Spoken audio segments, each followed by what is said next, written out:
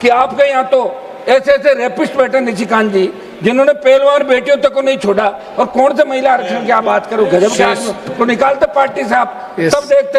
आप एपिस्टीन का जो मामला था उसमें तो आपके एक मंत्री का नाम आ गया था, मंत्री जी बैठे प्लीज निशिकांत जी का जो मामला, निशिकांत जी मंत्री का नाम आ गया। Except the speech of Hanuman Beniwal ji please. सभापति महोदय, ओवैसी जी प्लीज बैठिए बैठिए। मैं राष्ट्रीय लोकतांत्रिक पार्टी की तरफ से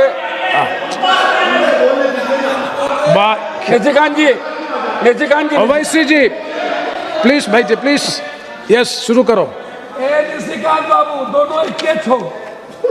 सभापति महोदय, मैं राष्ट्रीय लोकतांत्रिक पार्टी की तरफ से स्पष्ट करना चाहता हूं कि हम महिला आरक्षण के पक्ष में हैं और महिला वर्ग को सम्मान मिले, महिलाओं को उचित राजनीतिक प्रतिनिधित्व मिले, ये हमारी विचारधारा भी है।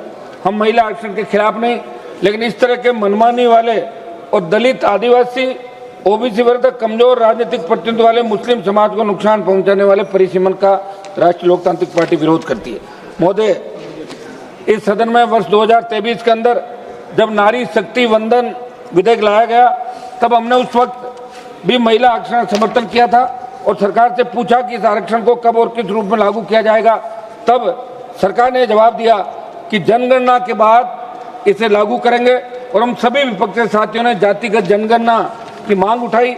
इस पर भी सरकार को सहमत होना पड़ा, लेकिन अब जातिगत जनगणना से पहले आप ये परिसीमन विधेयक लाकर दलित, ओबीसी और मुस्लिम वर्ग के हक और अधिकारों पर प्रश्न खड़ा कर रहे हैं। सभापति महोदय, मैं आपके माध्यम से सरकार से पूछना चाहता हूँ कि आने वाले दिनों में पश्चिम बंगाल और तमिलनाडु के चुनाव है, वहाँ आचार संहिता लगी हुई है। ऐसे में ऐसी क्या नौबत आ गई जो चुनाव के मध्य बिल लाए गए, और देश की जनता में जो चर्चा है उससे स्पष्ट हो गया कि महिला आरक्षण के नाम पर सत्ता पक्ष केवल दिखावा करने में भरोसा रखती है। सभापति महोदय, परिसीमन के प्रस्तावों को लेकर देश भर से कई गंभीर चिंताएं सामने आई।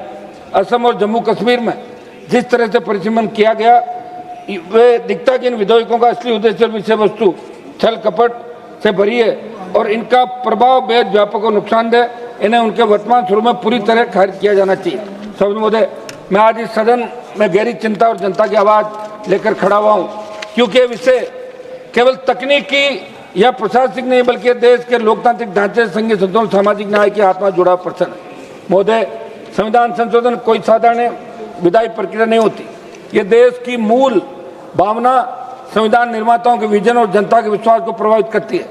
लेकिन आज जो 131वां संशोधन विधेयक लाया गया, उसमें कई ऐसे प्रावधान हैं जिनसे आशंका पैदा हो रही है कि सामाजिक न्याय की नींव, विशेषकर ओबीसी, एससी और एसटी वर्गों के अधिकार कमजोर किए जाते हैं। इसलिए मैं मंत्री जी को ये भी कहना चाहता हूँ कि आप ये नहीं भूलें कि हमारा संविधान बाबा साहब डॉक्टर भीमराव अंबेडकर जी और हमारे संविधान निर्माताओं की मेहनत, संघर्ष और दूरदृष्टि का परिणाम है।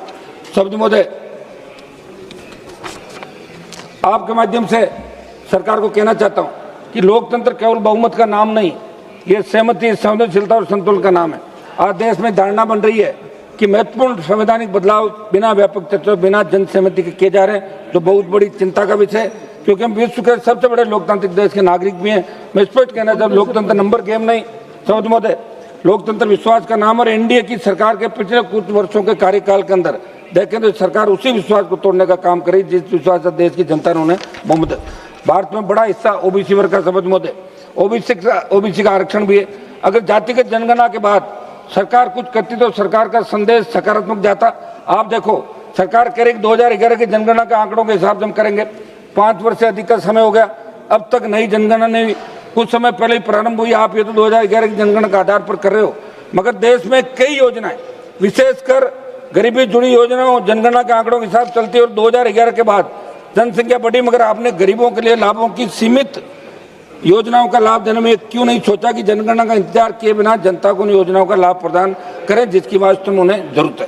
सभापति महोदय, जातिगत जनगणना के बाद सरकार एक कदम उठाती और ओबीसी वर्ग के लिए भी विधानसभा और लोकसभा में आरक्षित प्रावधान रखती तो, और जनगणना के बाद एससी एसटी की सीटों को बढ़ाने का प्रावधान रखती तो शायद देश की जनता कहती कि सरकार बाबा साहब के आदर्श और विचार को मानती है। मगर जनगणना में देरी होगी, इसलिए हम ये बिल लाए। इस देरी की जिम्मेदार भी सरकार। इसलिए मैं प्रधानमंत्री जी को पूछना चाहता हूं कि सबसे बड़ी बात यह है कि इतने बड़े संवैधानिक बदलाव बिना व्यापक चर्चा और सहमति क्यों लाए जा रहे हैं। चर्चा समाज लोकतंत्र का हिस्सा, मगर न राज्यों से समाज न सभी दलों से सहमति, सिंगल मेंबर पार्टी को तो बुलाया नहीं आपने, न जनता जरा है। क्या आपकी यही वो तरीका है जिसे आप लोकतांत्रिक व्यवस्था का हिस्सा बता रहे हैं? सभापति महोदय, मेरे से पूर्व कई सदस्यों ने कहा कि हमारा लोकतंत्र व्यक्तिगत वोट मूल्य के सिद्धांत के आधार पर, ये एक न्याय संगत सिद्धांत है जो आदरणीय बाबा साहब भीमराव अंबेडकर द्वारा निर्मित हमारे संविधान के नीति है। यानी प्रत्येक नागरिक को एक वोट देने का अधिकार, उस वोट का मूल्य बराबर है, चाहे किसी गरीब का वोट है, करोड़पति का, महिलाओं का, पुरुष का, चाहे वो नागरिक किसी भी राज्य में निवास करता हो, सबके वोट का मूल्य बराबर है। सिद्धांत हमारे लोकतंत्र की बुनियाद है।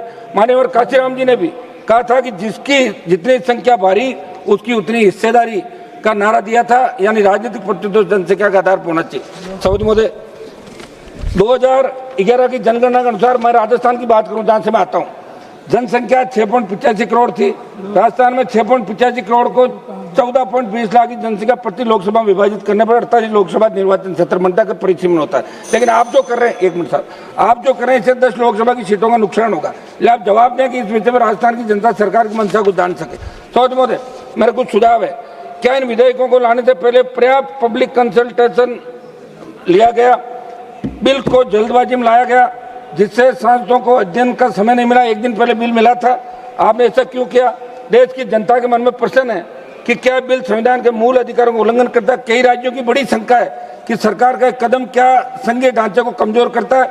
क्या सरकार दक्षिण भारत और अन्य संतुलित जनसंख्या वाले राज्यों के हितों की रक्षा करेगी? क्या सुनिश्चित किया जाएगा कि संसद में प्रतिनिधियों का संतुलन बिगड़ा नहीं?